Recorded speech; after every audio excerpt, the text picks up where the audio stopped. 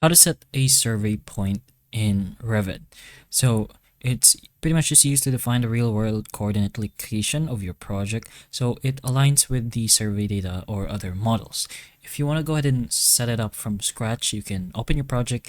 So go to a site or plan view, and in the view tab here, you can go ahead and enable the visibility and graphics, and then to the site, make sure your survey point is visible. You'll see a triangle marker that should show this if it's visible, and that represents the survey coordinate location.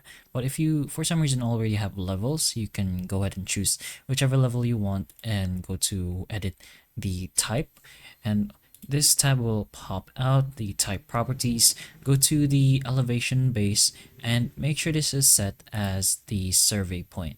Press on the survey point option, press on apply, and then press on OK.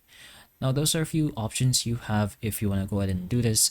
Again, you're gonna make sure it's visible in the view section here in your Revit project. And other than that, if you want to clip it again, you can go here to the manage section and go to the coordinates and then specify the coordinates at a specific point to assign the exact latitude, longitude, or elevation values.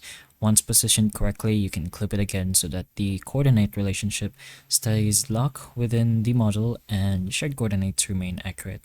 So hopefully the information of this video can help you, and if it can, please like and subscribe for more videos like this, and that's all.